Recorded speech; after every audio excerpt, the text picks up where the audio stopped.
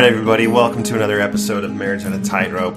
This is Alan, and we've got a problem because Katie is highly distracted right now. Stop! She's sitting here. Yet. We're not starting. No, I have started because I need to. This is an intervention. Oh my gosh. With our listeners. Katie has discovered, or at least embraced, I should say. She's known about it for a while, but today marks a sad day. April 3rd, 2020. Katie has embraced and wasted a good chunk of the day on TikTok. You heard that right. A 39-year-old on TikTok. Hey, I am going to shout out to any person over the age of 30 who is now binging TikTok because you're on quarantine. That's kind of the way it happens. And it's like a black hole. You just you get further and further and further in and you can't get out. You have to get past the initial setup, right? You have to get past, because I think 9 out of 10 of them are high school girls, until you start liking some of the dancing and the American Idol or the singers, and you add some accounts, and then it gets Chris Pratt, Liam Hemsworth, Arnold Schwarzenegger and his mini horses. That's right.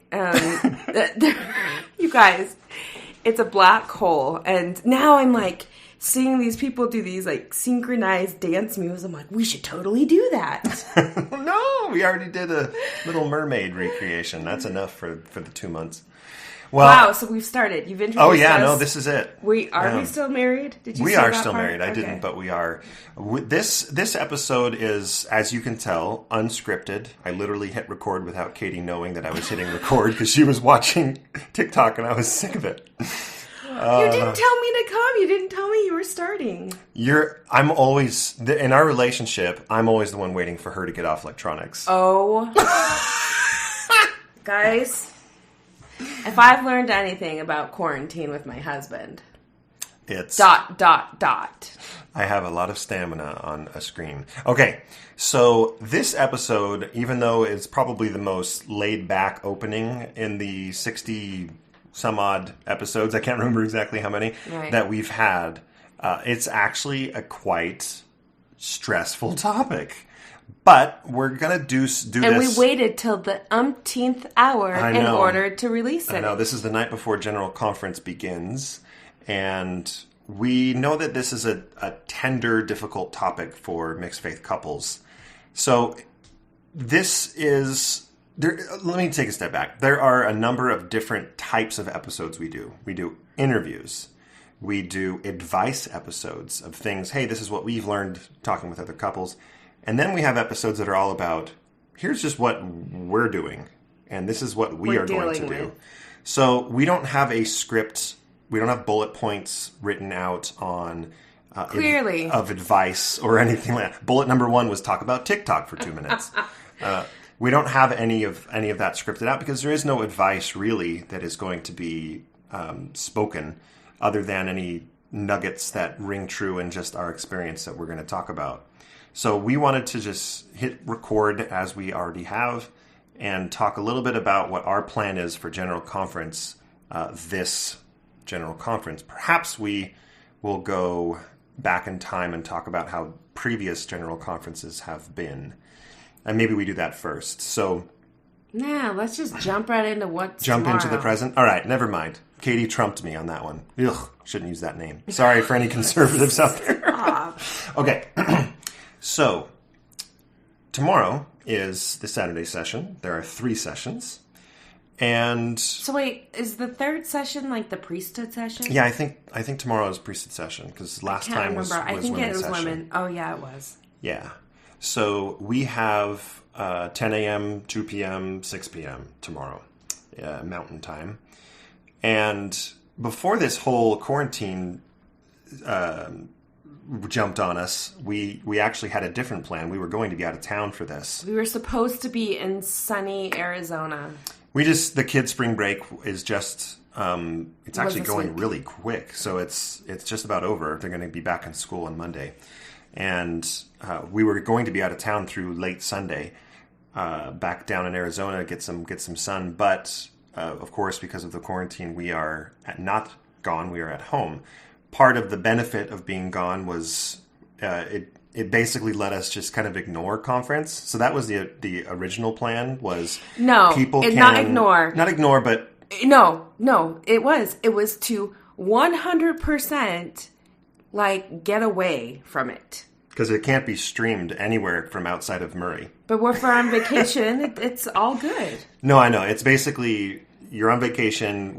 Neither of us felt, well, I certainly don't ever, but Katie didn't feel like she had to listen at that time.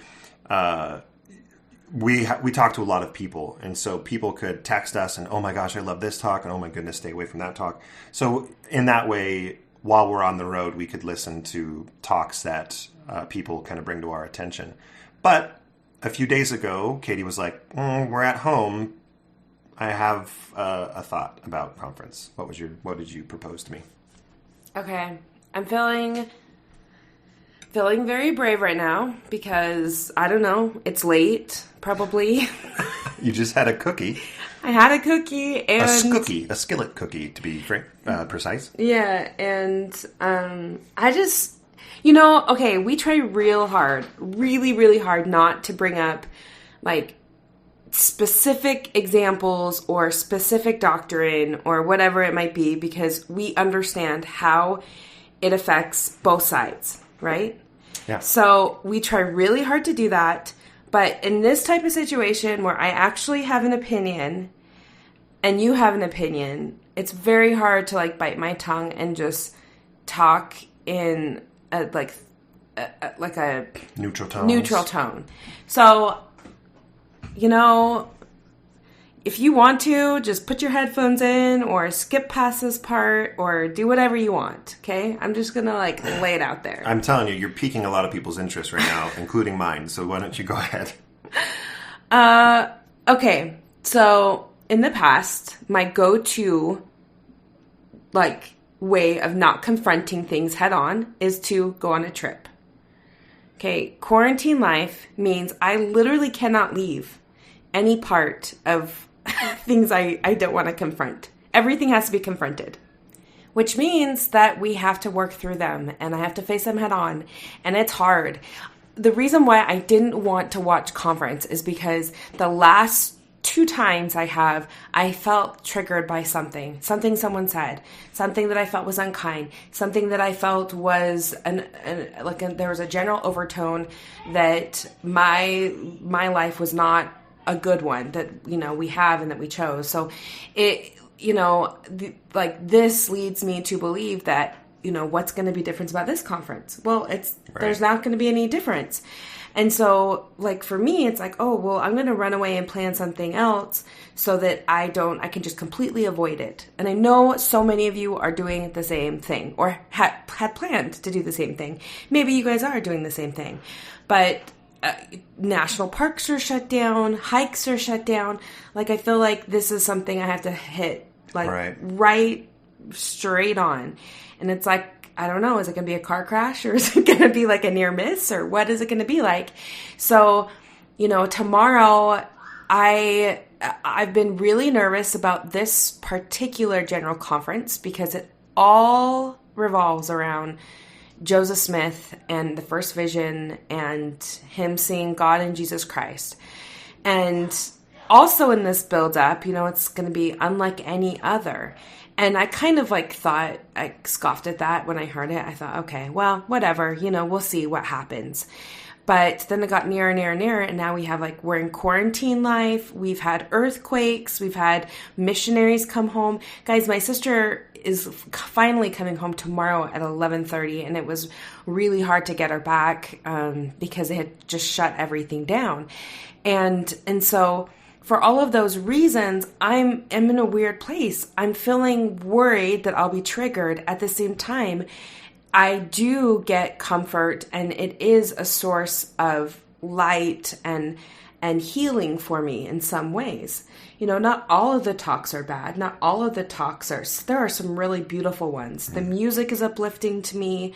There's a lot that I gain out of it. And so I'm trying not to be negative, like starting out. I want to be more open-minded, but it's really hard when I think of the general theme because you guys know I'm nuanced. I've said it lots.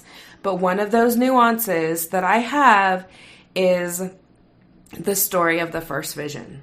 And Alan and I have talked about this before. And so the fact that all of this revolves around that is really a little bit worrying to me. And maybe, I'm just building it up to be much more than it actually will be. But it's concerning. At the same time, I'm feeling like anxiety.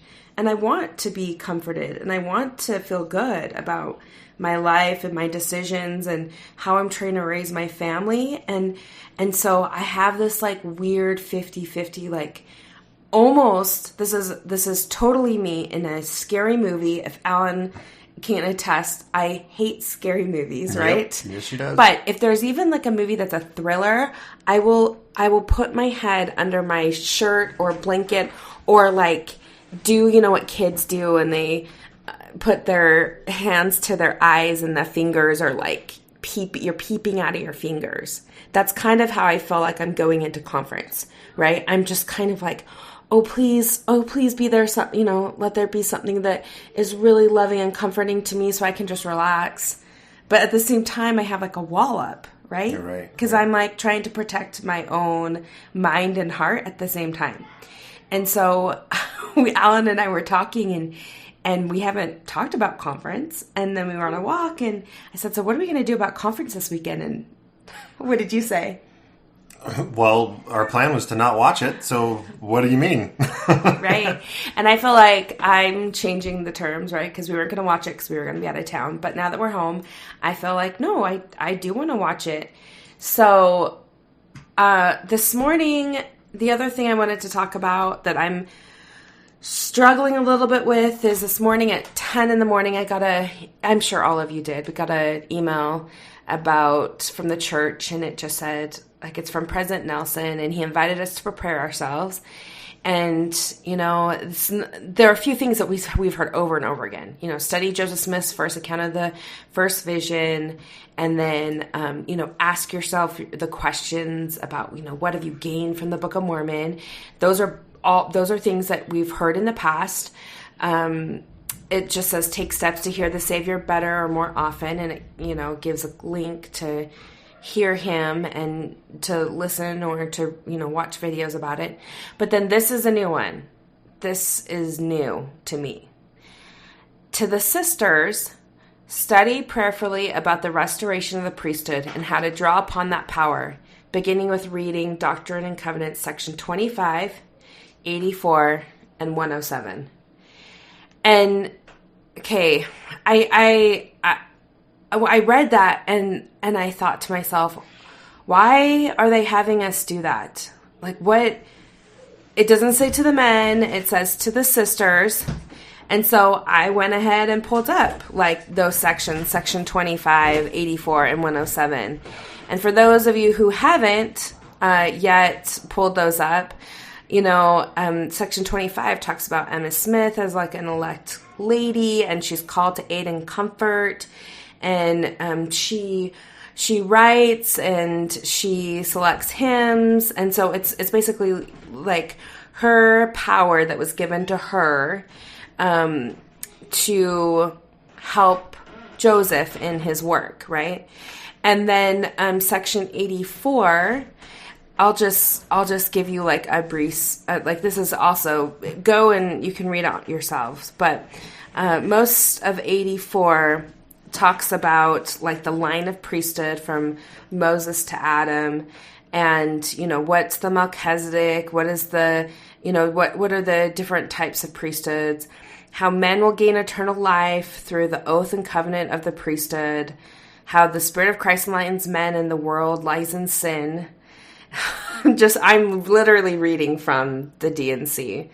How the saints must testify of those things they've received, that they are to preach the gospel, and signs will follow. The elders are to go forth without purse or script, and the Lord will care for their needs. And then, it goes to what we're experiencing now. Plagues and cursings await those who reject the gospel. And you can read on if you would like to. And then in 107, The main gist of this is, well, this is where it talks about the Melchizedek and Aaronic priesthood and the presiding quorums and how it's all, the patriarchy and how it's all put together, the first presidency and just the quorums and how they're presided. So I read all these things and I'm like racking my brain, and now my anxiety level is going up again, and I'm thinking to myself, why would they ask the sisters to read those? And there are one of two reasons in my mind, right? So the first reason is that maybe they're expounding on women in priesthood. Right now we can be witnesses. That was something that was new. I think that President Nelson would kind of lead us down that road where, women would be given more in their own realm. Mm-hmm. And so maybe that's something. And then the second thing I think of is, well, maybe we're not getting, more, we're not expounding more our responsibilities, but actually it's going to be our spouses, that's going to be the men who are going to have more responsibility, and they're going to ask the women to support them.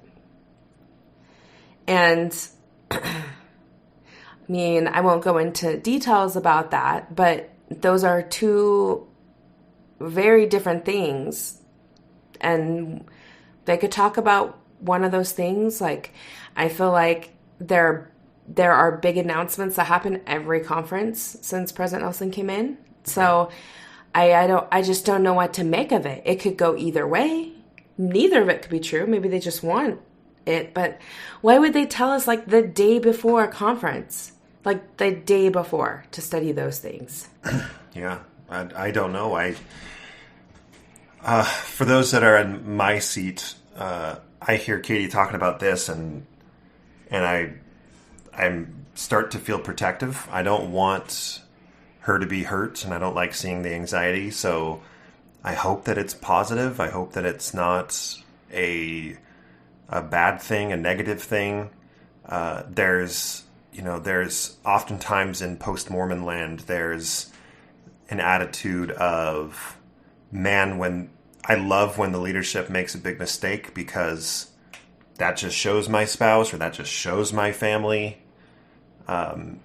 their true colors, or that just, that leads them one step closer to my side. And that's not the attitude that I'm taking tonight. I hear what Katie's saying, and I really hope that it's a positive experience. In fact, I offered today when we were driving fruitlessly to Antelope Island, which was closed. Yeah, if you're not a Davis County resident, peeps, don't go there. And it's an hour drive, and I called beforehand, and it did not say anything about that on their voice message. Anyway, when we were driving, I kind of turned to her, and she had expressed some of this already, and I just asked her, how can I make this weekend a more positive experience for you? And I don't know that you know the answer yet, because you said, I don't know. I don't know. Yeah, I don't know. I said I'll make the cinnamon rolls if that's helpful. Yeah, you can definitely make the cinnamon rolls. I don't know, guys. I'm struggling with this. I'm struggling.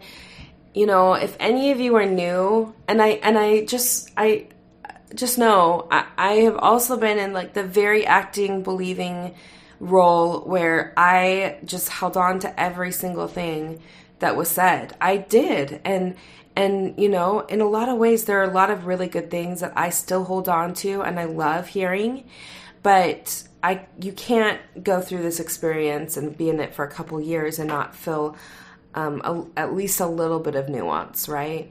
Like I do not listen to a conference talk that says that people who have left the church are this or that, or that you shouldn't associate with them. To me, I just think, well, okay, that's ridiculous. Let me ask you something. I'm thinking of maybe the listeners who are newer to mixed faith marriage that aren't nuanced. Right. I could hear them listening to you speak, mm-hmm. and maybe they've listened to episode 1 and now they've skipped and they're listening to episode 60, whatever this is. I wish I would have looked it up. But anyway, 60, let's say 8. What would your response be if their reaction is, I see Katie has shifted. Not that she doesn't believe, but I don't want that. I don't want nuance. This is not okay. I'm not okay with where my spouse is because I see what it does over time. And now they put up the roadblocks. They triple down, quadruple down. I say that that's fine. It's part of the process. It's part of your own Did you double down, triple down? I doubled down, triple down, all like for the first year. Don't you think? Right, yeah. I did. Before, you absolutely did. Before we started, by the time we started recording, we had gotten past both a lot of the anger on my side and a lot of the doubling, tripling down on your side. Yeah, and you know what? You have a right to do that. For sure. Because you can't, you're trying to control something you can't control. And however you feel, you can control it. And that may be doubling down or tripling down. That may be watching conference and believing, every single message is for you and from God and for your family. I 100% agree with anyone that feels that way. Sure. It's an evolution. It's not saying that you go down the same road as us. It's right. You get to choose the road you go down. But also, as time goes on, you become much more empathetic towards your spouse who is not there, and you have a lot more understanding. So it's not that I don't, heartily disagree with some of the message. It's some of the messages I just feel like, oh, wow, this is so hard for Alan to listen to. And while maybe we disagree on the topic of, eternal marriage, because Alan doesn't know if there's anything after this life, and I believe that there is, I still feel empathy for him. Mm-hmm. And I didn't feel empathy in the beginning. I felt like what was happening was to hurt me. I was thinking of me. And that's okay. Again, it's an evolution. But I was very hurt, and I felt like something was being taken from me. And I felt you were taking it from me. And I was mad. And you were mad because you felt like the church had taken it from you. Right. So if you are in the beginning stages and you're listening to this, you have every right to feel the way you do about where you are in your own process and your own road. My one bit of advice is that during this time, you're going to feel so supported and uplifted by your church leaders. But your spouse is not going to have any type of support, none, during this time. And Alan jumped online when we would have general conference, and he'd be texting his post-Mormon friends, and I would get unreasonably angry with him because I'm like, why can't you just tell me? Well, of course he can't tell me how he's feeling, because that would just cause me more pain. So just recognize that even when you're in two different places, that's okay. But don't get upset when your spouse needs support, the one who's out, because you're going to feel support from the messages you're hearing, and your spouse is not going to feel that support. So however, if they can't listen, fine. If they need to go take a walk during a difficult talk, great. If they need to text a friend, let them. You are getting the support and they are not. So that would be my one word of advice for those just newly starting. But don't feel like you have to be where we are, because we're not. Obviously, those who've been listening to us for 2+ years know our journey. And so you can understand my hesitation. And, I'm not the only one. I know that there are many listeners who have been listening to us the whole duration. And I just talked with a group of them today who are also feeling very cautious, anxious, hopeful, because there are those messages of hope. And so those are all valid, normal feelings. For the post-Mormon out there who is maybe in the beginning stages, just the timeline for General Conference for me, it's been difficult in the past, all the way to not as difficult in the recent past. For probably 3 conferences, I was paying more attention to conference than anybody else in the family, including Katie. I think at initially, April 2017 conference, initially it was, you guys have, it's now or never. You got to solve this. Help me here. And then by the next one, it was all over. It was just over. But it was still like, let's listen. Getting angry, picking talks apart, using those talks to show Katie, like, this is ridiculous. Can you believe that they're saying that? So that was my 2017 mindset. And then in 2018, I was still heavily engaged, and it was now becoming difficult because I was not quite accepting the fact that I was out of the church yet. I was still attending, so it was like I was trying to find this, how can I fit in here? And I wasn't finding it. The messages weren't hitting that mark. And then in 2019, the anxiety started to just kind of go away.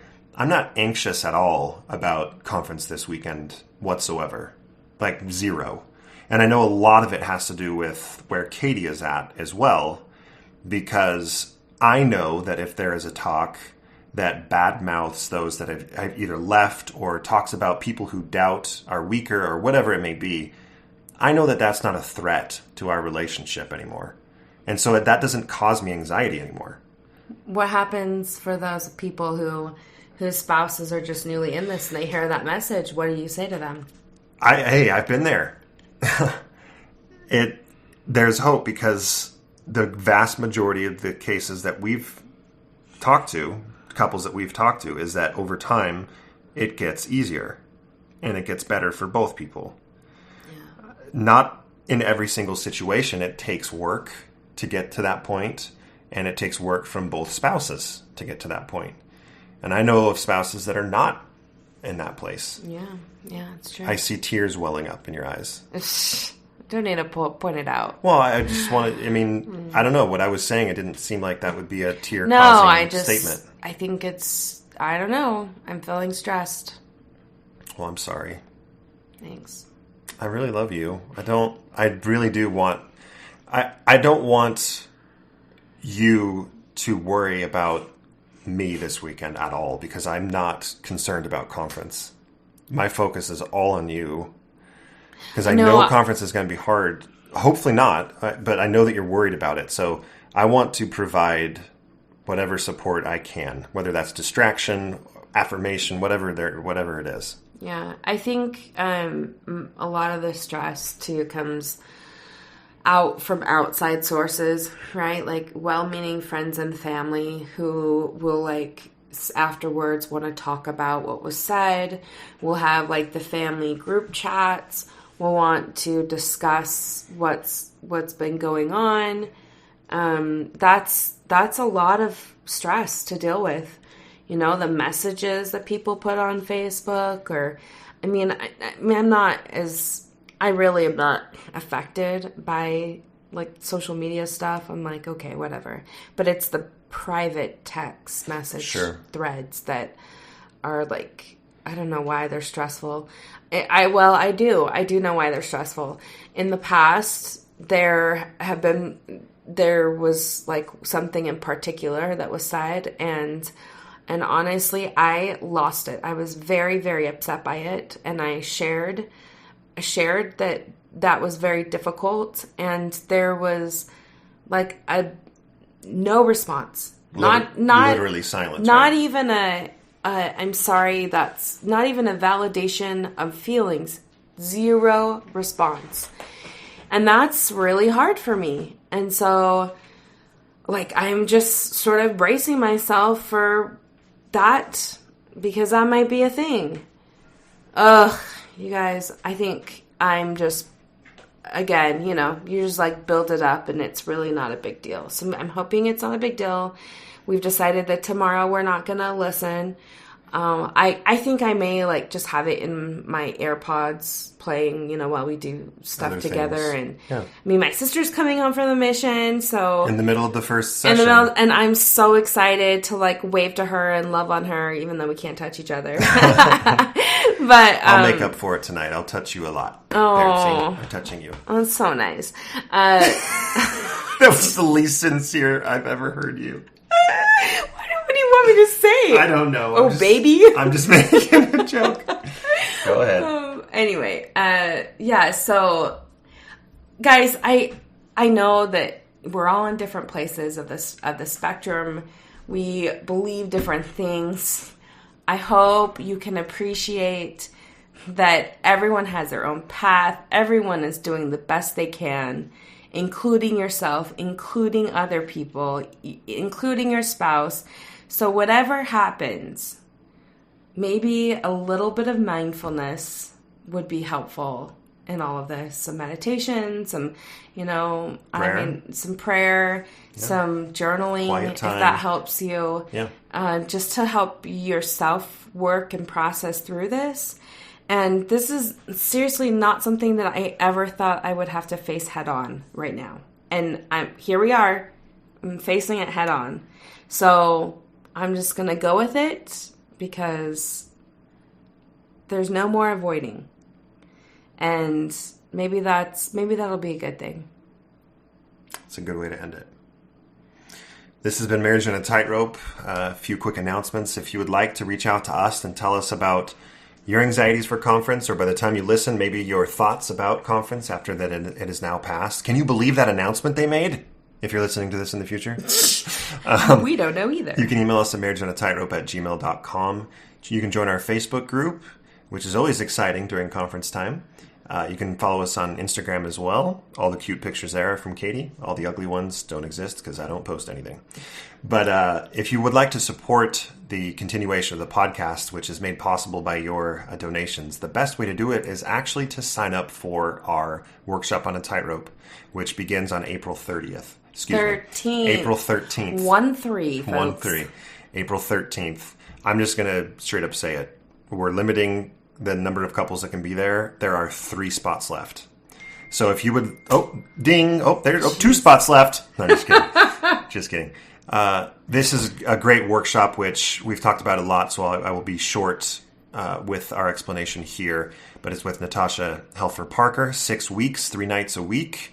And can I just say 3 nights a week means, like, first, the Monday nights are the course material with the question and answer. Wednesday nights, we give you a fun directive. You and your spouse have an assignment to do together.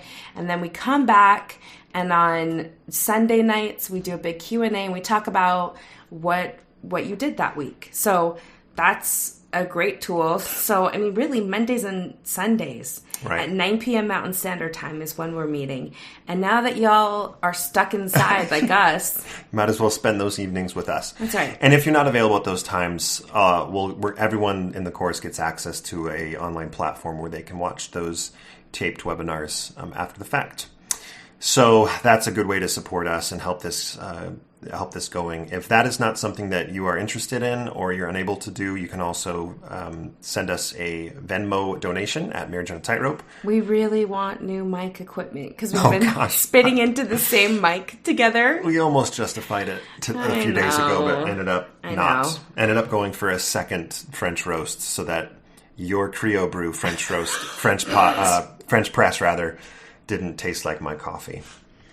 So we splurged on an $18 French press instead of new microphone equipment because we're hunched over one mic. Oh, anyway, we love you guys. We hope that conference is a positive experience. If not positive, what's an adjective? A bearable experience for those that are having a difficult time or those who have left. Reach out to us at any time. We love all of you, and we really mean it. And we'll be doing We'll do a post-conference show. Yeah, Radio Free Mormon's going to come on and be... I'm just kidding. We'll just do the two of us. I owe him a podcast listening. You do. I do. If you'd like to vote on which podcast of Radio Free Mormons Katie should listen to, go ahead and email us at marriages. Very funny. Okay. We'll see you guys. Have a good weekend. God be with you till we meet again. Isn't that what they usually sing at the end of conference?